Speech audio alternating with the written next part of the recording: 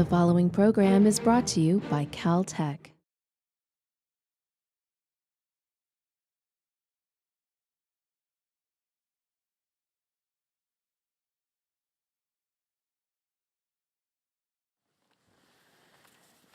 It's my pleasure to introduce our general session speaker.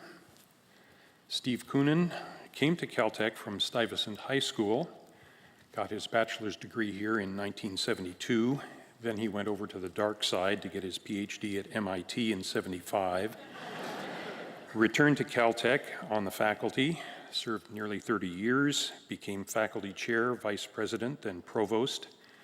He then left to go join BP as chief scientist, primarily in long-range technology for alternative and renewable energy. He served on JASON and was eventually the chair of JASON. All this illustrates that his sphere of excellence includes not only physics, but also management and policy, which is a very rare combination. He's now Undersecretary for Science at the Department of Energy and has recently been elected to the National Academy of Science. He will be speaking on something familiar to Caltech alumni, solving hard problems.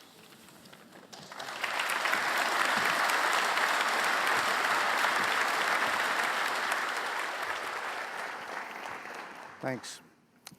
It is wonderful to be back in an atmosphere that's very familiar, but slightly changed after 6 years, and to see so many friends and catch up. My congratulations to the distinguished alums. Listening to your remarks, what resonated for me was hearing the names of so many of my teachers and then colleagues, and how much influence that they had on your lives. And again, as an alum and faculty member, it's wonderful to hear that, and the way in which Caltech does have influence far beyond what actually goes on campus. What I wanted to talk about this morning is a little bit half Washington and half Caltech, or maybe a little bit Washington and a lot of Caltech. I wanted to talk about the Department of Energy a bit, which in my opinion is a largely unknown entity in the general public, but something that should be much more widely understood and appreciated given the scope of what it does. And then spend a good fraction of my time talking about some of the interesting things in science and technology that are going on in the DOE, which I think you'll also find interesting. Let me first start out with the problem set. The department is really at the center of many of the things that the administration is trying to do. The first is to sustain basic research. The department is the largest funder of physical sciences in the federal government. It does both discovery work, things that are pursued just because they're interesting and help us find out about the world, and also a good deal of research that's mission-driven by the other missions, which I'll now mention. The second is that we are charged with catalyzing a transformation in the national, if not global, energy system in response to the two drivers of energy security and reducing greenhouse gas emissions, and the goals for the administration are listed up there. The third is that we are supposed to contribute to US competitiveness and jobs. Jobs to deal with the immediate issues in the economy, which I don't need to recite for you, and US competitiveness to sustain, if not enhance, the long-term position of the US in the global economy, innovation, manufacturing, how we connect with the rest of the world in terms of what we do in society. And then finally, the department has an almost unique mission in enhancing nuclear security. The department was born in the Manhattan Project and still has the duties of stewarding an aging and these days diminishing, because of national security posture, stockpile of nuclear weapons in the absence of nuclear testing.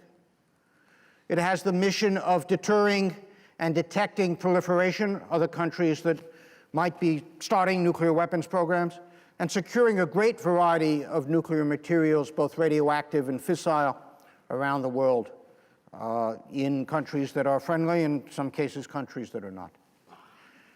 These are the hard problems, And all of them, as Jean-Loup mentioned a few minutes ago, have science and technology at their heart. If we're going to solve them, it will be necessary, although, as I'll discuss toward the end, perhaps not sufficient to get the science and technology right. This is the organization. As I said, this will be a little bit of Washington, and so you can't help showing an org chart. There'll be a budget chart, too, in a moment. The department has three functional arms, if you like. The office, the Undersecretary for Science, that's me, has under it the Office of Science, which has about $5 billion of basic research, which I'll describe it in a bit more detail in a moment. My first Undersecretary colleague is Christina Johnson, a distinguished engineer and also a recovering provost from Johns Hopkins. And she has under her all of the energy technologies as well as the Environmental Management Office, which is $6 billion a year of waste cleanup around the DOE complex. And then my other Undersecretary colleague, Dom D'Agostino, sits atop the National Nuclear Security Administration and has those nuclear security missions that I mentioned. You will notice that the org chart is somewhat peculiar in that I have only one direct report. The Office of Science, which is run by Dr. Bill Brinkman, himself a distinguished physicist and longtime technology manager from Bell Labs. And the reason for that is that I have a second brief, and that is to try to integrate science and technology across the department, worrying about quality control, synergies, gaps, and so on. A little bit like what a provost or chief scientist does. This is in a little bit more detail because I want to show you the scope of what goes on in the department. These are the organizations concerned with energy and basic research. In the Office of Science, we do basic energy sciences, which is material science, chemistry, atomic and molecular, optical sciences. We have an advanced computing arm, which I'll talk to you about in a moment. Biological and environmental research. The department is one of the largest centers for non-human biology in the government and excels in microbial biology and a bit in plant biology as well as technologies for biology. High energy and nuclear physics, the core of the discovery sciences that the department is historically preeminent at, and fusion energy sciences, which I'll have more to say about in a moment. Then over in the energy side, energy efficiency, renewables, fossil energy, nuclear, and the grid, basically. So you get a sense of the scope of the technical enterprise and a little bit about the organizational vertical cylinders of excellence, as we call them, rather than stovepipes in the department. And again, my challenge is to help bring all of this together in a productive way. Money, told you there's a budget chart. Important only because you get a sense of the magnitude of the money. In the Office of Science, $5 billion, and about another $3 billion in what we would call research around the rest of the department, and split up in basic energy sciences, high energy, fusion, biology and environment, and nuclear physics and advanced computing. You get a sense of scope and scale from these numbers. The Office of Science, as I mentioned, one of the largest funder of physical sciences. We support the 17 Department of Energy national laboratories, which are a unique resource across the country. The basic science labs like Argonne, Oak Ridge, Pacific Northwest. The applied laboratories like National Renewable Energy Laboratory, NETL, which deals with fossil fuels, and the NNSA laboratories, Livermore, Los Alamos, and Sandia, and then grants out to 300 institutions around the country. 27,000 PhDs, you can see the numbers. Get a sense of the scope of what we're about in science. Unique, I think, among the federal enterprise is that the Office of Science supports a large number of user facilities that enable science. I'll talk about the computing a little bit more later. Synchrotron light sources, that produce photons that are used to study everything from biology to materials to molecular science. Neutron sources that have a similar function, particle accelerators, Fermilab. The detectors, the office funds the US presence at the Large Hadron Collider in CERN. Fusion, again, more about that in a bit. Nanoscale science research centers that provide users with the opportunity to fabricate and characterize materials on the nanoscale. The Joint Genome Institute, one of the largest genomic sequencing facilities devoted not to medicine but to microbes and plants, is a department enterprise. Environmental science, laboratories for dealing with chemistry, and then atmospheric and environmental facilities that observe the atmosphere, the ecosystem, and try to provide hard data on which to build models. So it is a large, diverse enterprise. And what I thought I would do now is talk about a few of my favorite things going on.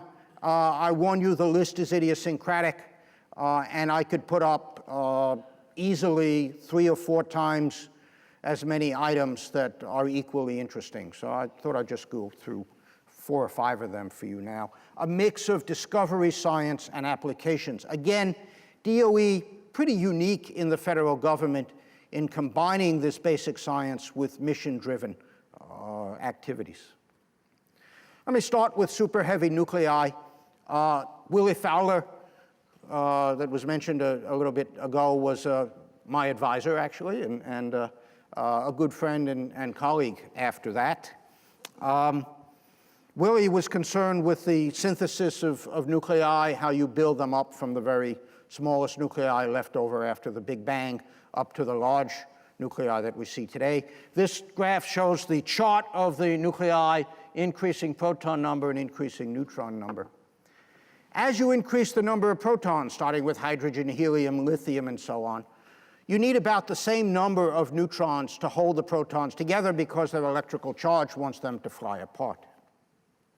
As you add more and more protons, you even need more and more neutrons to hold them together. And so you see this line bends over from its slope of 1.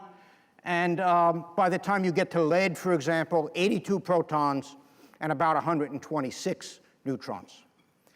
As you try to add even more and more protons to the nucleus, eventually the repulsion between the protons gets so large that it falls apart in fissions into 2 large pieces. And in fact, the heaviest naturally occurring element is uranium with 92 protons. Now, superimposed on this broad trend, which I've just described for you, is what's called shell structure. The fact that the nucleons are not homogeneous in the nucleus, but occupy particular quantum orbitals, very similar to the shells in an atom. And when there are closed shells, there's a little bit of extra stability, like the noble gases in the atomic case. And it had long been hypothesized that because of shell structure, there was a little bit extra island of stability out at about 180 neutrons and 114 protons. This shows basically the binding energy. Out over here, the so-called superheavy island.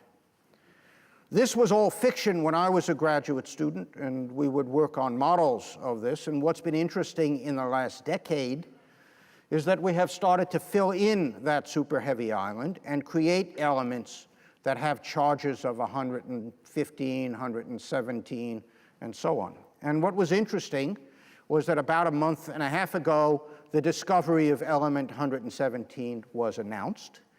Get a sense of what the enterprise looks like to do this.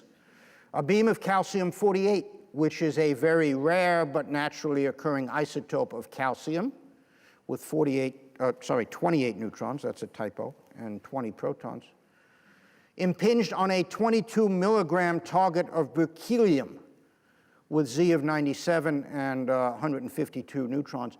The fact that its proton number is bigger than 92 tells you it's unstable. Berkelium lasts for about 300 days, roughly. And so the target had to be made in a nuclear reactor at Oak Ridge National Lab. 22 milligrams is not a lot of stuff, but it's a lot of atoms. It was enough to build a target. They took it over to Dubna in Russia, where an accelerator bombarded it with the calcium beam. And then as the calcium nucleus hits the berkelium, they stick together, recoil, as you learned in freshman physics, throw off a few neutrons, and then come to rest in a detector where you can see what happens next. And what happens next is that rather than falling apart into two big pieces, the Z equal to 117 element emits some number of alpha particles, 2 protons and 2 neutrons each, and then finally decides to fall apart. In 150 days of running, they collected 6 atoms of the element, 2 different isotopes, and there are the decay chains. You start with the fused system, throw out a couple of neutrons, alpha, alpha, alpha, alpha, down to dubnium, which then fissions. One of those and another 5 of that chain, all right? So we are gradually filling out this long predicted, but up until now not observed bit of nuclear structure, giving us a much better sense of nuclear systematics. And perhaps there are a couple of isotopes up there yet to be discovered that will have half-lives long enough to actually make enough of the stuff and then perhaps do something interesting with it. A good bit of discovery science. Change gears. All right, completely different science. That's one of the wonderful things about my job is I get to poke my nose into all of this. I want to talk about bioenergy. And of course, in bioenergy, what we do is grow crops. And we use the things that the plants produce in order to either produce biofuels or we burn for biopower. Most of the biofuels in this country now are produced by corn. By fermenting the carbohydrates, starches turn to sugars, into ethanol. That's a rather inefficient process, and it uses the carbohydrates of the plant rather than the structural material of the plant, the structural material of most plants, which is lignocellulose. If we're going to get off of food crops for fuel and get onto energy crops, we need to learn how to take this stiff recalcitrant material called lignocellulose and decompose it into materials that we can process into fuels. Now, if you look at lignocellulose, it is a mess. And nature designed it to be like that, to be resistant to disease and pests, and to help hold the plant up. It's composed of a mix of lignin, about which I'll say more in a moment, and 2 different kinds of polymers of sugars, cellulose and hemicellulose. And for the fermentation business, this is the good stuff. And we need to learn how to depolymerize these polymers, break them up into their constituent sugars, and then let biological systems change the sugars into fuels. But the lignin, as you can see, is this complicated stuff of rings, double bonds, and so on, and doesn't look very friendly chemically. Lignin comprises about 15% of typical biomass, and the only thing we know how to do with it right now that's of any use is to burn it. And so you would like to understand how lignin is produced, maybe get plants to make less lignin, or lignin that is more easily attacked by various chemical processes so that we could process it further. And what happened by a set of researchers funded by the DOE is that there is a kind of sorghum.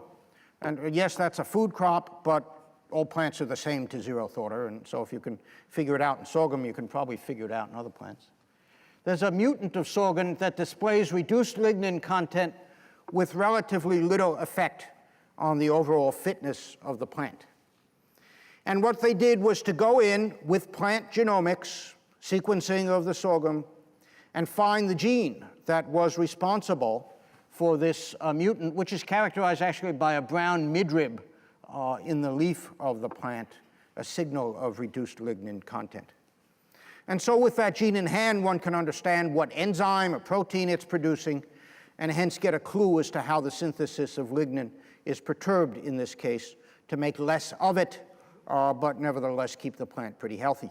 And these days, of course, once you know the gene, you can go in, engineer it even better, and then put it into a crop and see if you can get the crop to produce less lignin and hence be more easily processed into biofuels.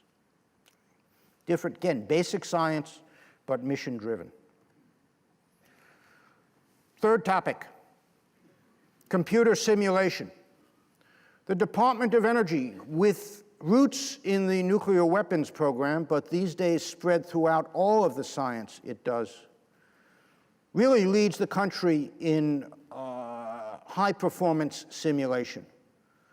And the current state of the art for the large computer systems that the department fields and makes available to researchers on a competitive basis.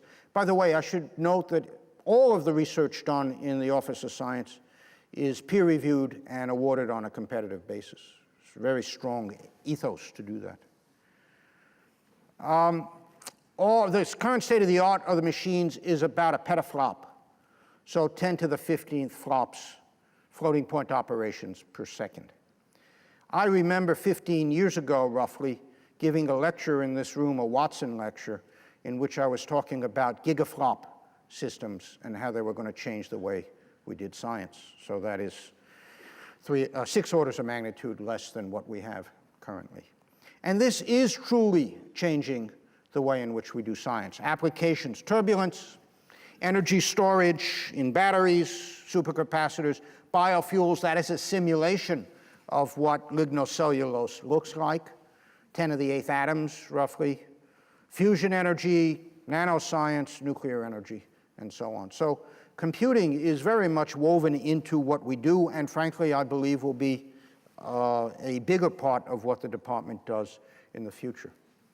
The particular interest at the moment is, can we take this expertise, which has been developed in the course of understanding science, but also in the course of understanding the nuclear stockpile without testing, and use it to optimize the design, compress the design cycle, and facilitate scale-up of energy systems. And so apply that expertise to the energy mission. We already have a hint of what's possible. These are 2 things that have happened within the last couple years. Cummins, which makes diesel engines for trucks and generators, took a simulation methodology and reduced the time to develop and the cost to develop an engine by about 10 to 15% in designing this particular engine. And in doing so, better mileage, more robust design, and less emissions. Similarly, a little bit earlier than that, the Goodyear Tire Company was essentially saved by a simulation that they did to develop a new design of a tire, which then led to a whole product line and really revitalized the company. And so we got a sense of what you might be able to do with simulation. The problems are, or the barriers are, first of all, for a company to do this, it takes a tremendous amount of expertise. 15, 20 PhDs to run the computers, and even more to do the underlying science that lets you validate and improve the models. Secondly, the other barrier is that the computers are just not good enough yet to deal with some of the systems we would like to do. Here's an example of what we might imagine doing in the next 5 or 10 years. Internal combustion engine. You would think fossil fuels are passé and the Department of Energy should not be paying much attention to them. But actually about 80% of the world's energy comes from fossil fuels. And given the slow pace of change in the energy system, that's likely to remain true for a long time. We can greatly improve the efficiency of internal combustion engines, probably about 30% for a typical passenger vehicle. We need to do it within cost, and we need to do it in a relatively timely way, but it looks like it's possible to do that. Here's a set of activities that you will need to do, we will need to do if we want to do that. It's not only about the computing, but it's about the underlying science. What are the reactions that go on as the fuel is burned? How does the fuel burn, the fluid dynamics? How does that in turn influence the structural and heat properties of the engine? The goal, if we were to pursue such a program, would be to help industry develop a truly predictive design capability. Obvious implications for US competitiveness as well. We could imagine doing the same thing for a number of other energy systems. a word about the chemistry, just to say it's not all flops and software. This is an example of something that's gone on already. There is a flame that burns a fuel, and we come in with some ultraviolet light, ionize the molecular species, perhaps transient in the flames, and then analyze them in a mass spectrometer.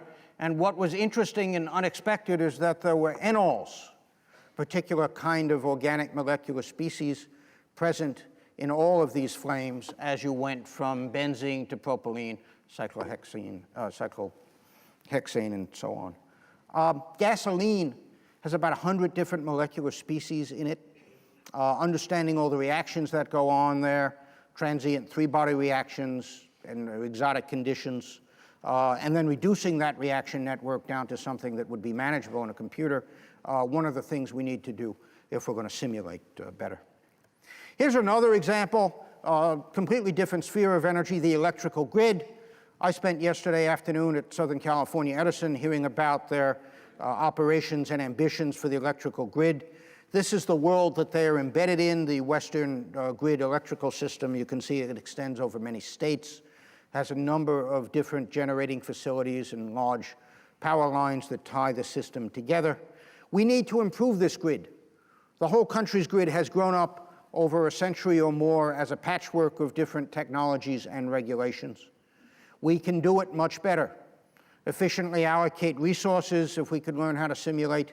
Renewables, we have ambitions to integrate renewables into the grid, but renewables tend to be intermittent. The wind doesn't blow predictably, the sun doesn't shine predictably. And because electricity is not something you can easily store, you need to have other resources available to make up for the shortfall when the wind doesn't blow. So how do you do that? Reliability of the grid, obviously a big issue given the massive blackouts one has seen roughly once a decade. Security of the grid, its vulnerability to deliberate interventions, either in the physical or the information infrastructure.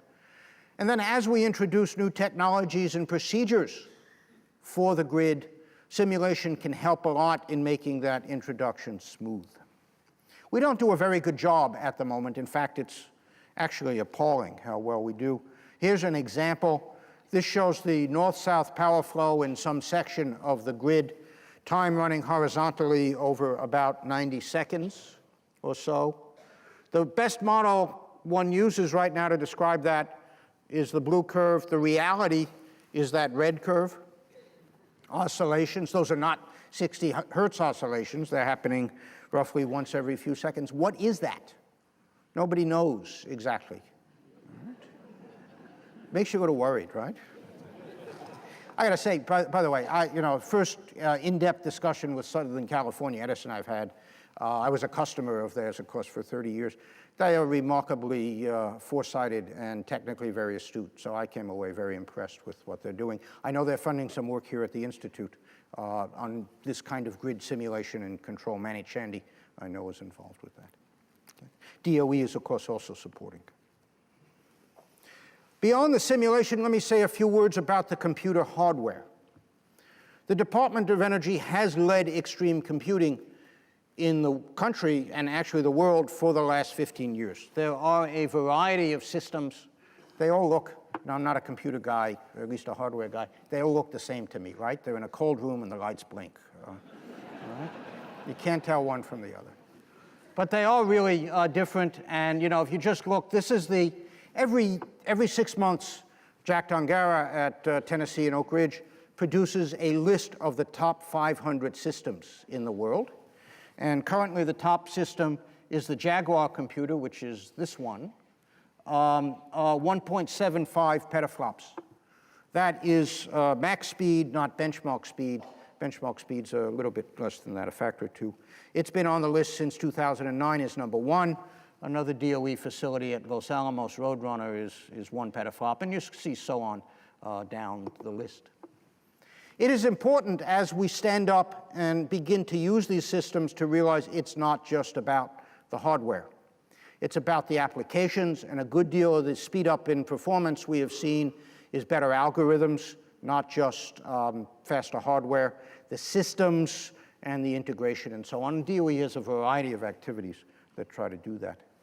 As we think about going the next factor of 1,000 in computing, from the current petascale to exascale, namely 10 to the 18th flops per second, you can't do that by simply scaling up today's hardware. The power consumption becomes a big issue. You would need 400 megawatts of power to run an exascale computer with today's technology. So we need about a factor of 50 in reduction of power consumption in the electronics. We need to go from the 100,000 cores that are running now in today's machines to more than 1 million cores that are running at once. And there are issues of concurrency. How do you keep all those cores synced up? And resiliency, since certainly 1 or 2 of them is going to be broken at any time. New programming models required. And interestingly, you have to develop the architectures of the machines together with the algorithms. They're no longer separate as they have been in the current generation. We talk a lot to the vendors. I think there's a fair chance one can do all of this, but it would be a 10-year pull and a good number of billions of dollars in order to do it. The other challenge is what I would call the competitive challenge.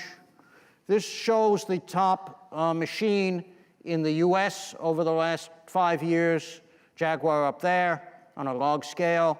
China has come from nowhere, and in June it is likely that China will be number 2 or 3 on the list, and in November, barring some surprises, China will be number 1 on the list.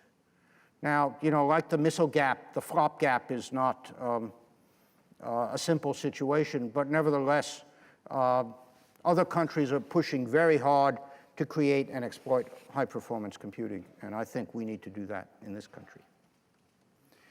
All right, I've got actually 2 more to go through and then a wrap-up slide. Fusion energy. This is, is and always will be the energy source of the future. All right. But you know, as you watch the progress on decadal scales, it is getting better. And we are now at the stage of building what I would call proof of principle machines, or proof of concept, actually. Magnetic confinement, which you're probably most familiar with, will use magnetic fields to hold a plasma of deuterium and tritium and keep it hot enough, confined long enough to produce useful energy by fusing the deuterium and tritium together. The center of the world effort, in which the US is a roughly 10% partner, is ITER, the International Thermonuclear Reactor. It is being built in France and has partnerships in the EU, China, Japan, Russia, US, and so on. About a $20 billion project, 15 years.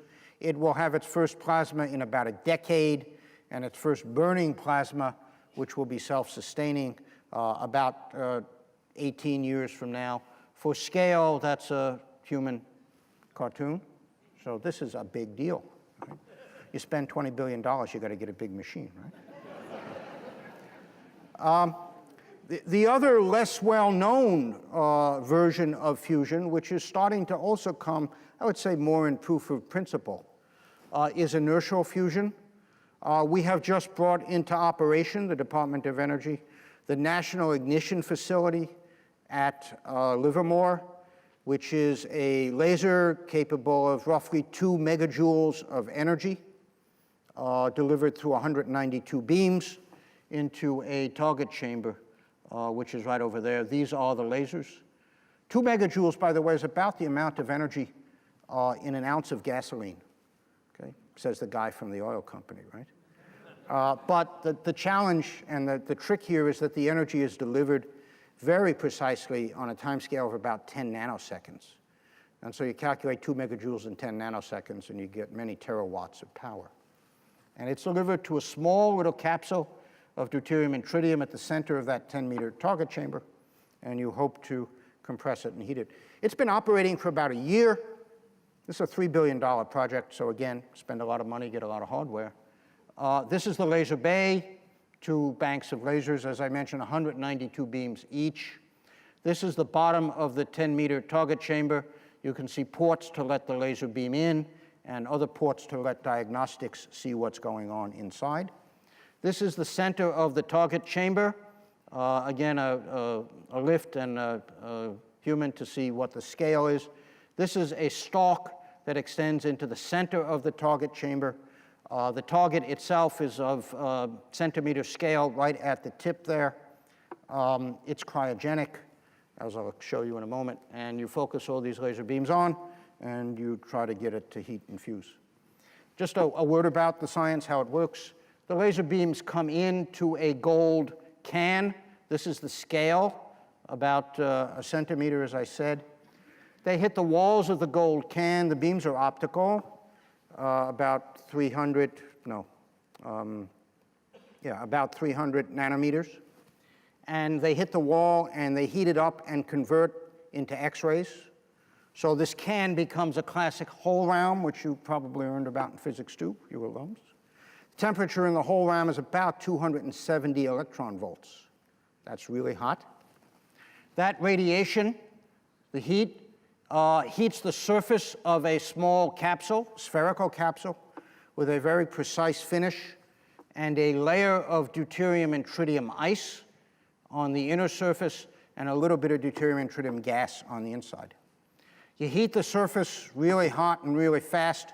The surface material blows off, it ablates, and like a spherical rocket, compresses and heats through a shock the deuterium and tritium inside. And hopefully that gets hot enough to fuse and produce energy. The campaign to demonstrate all of this will begin in September or October.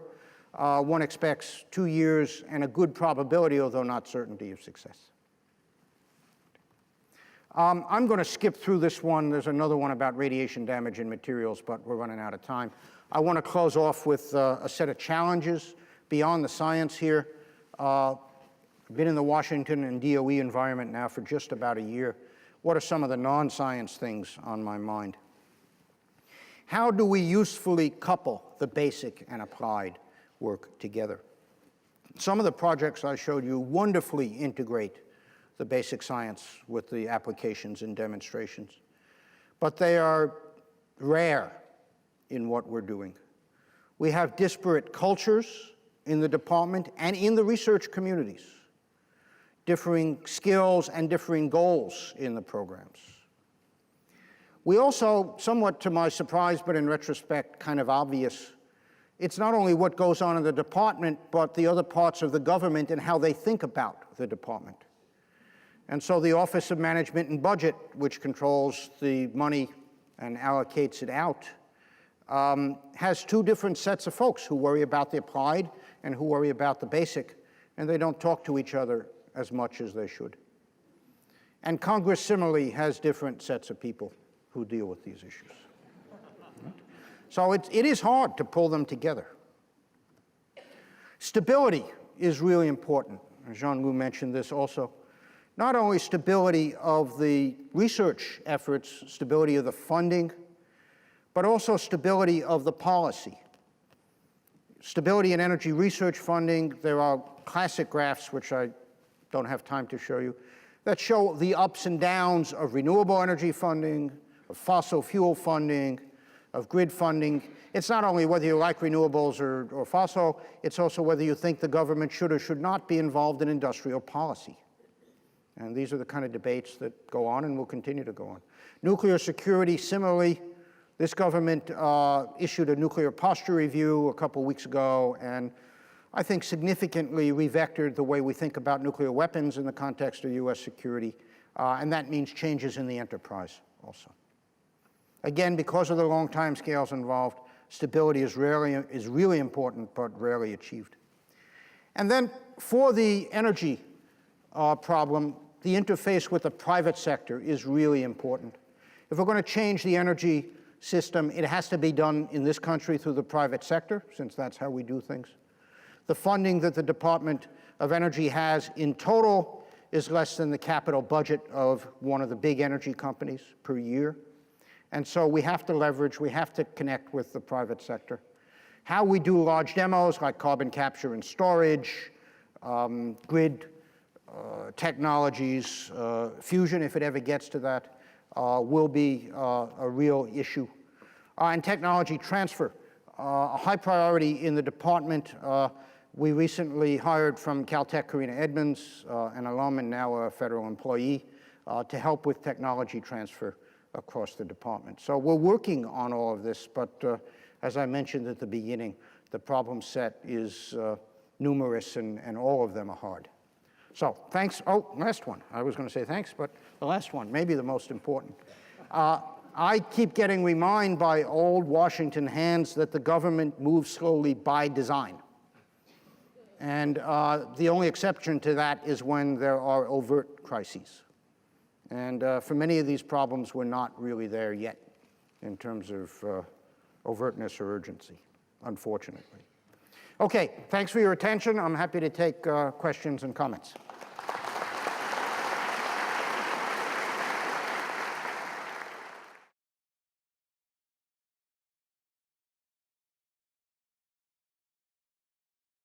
This program is brought to you by Caltech. Visit us at caltech.edu.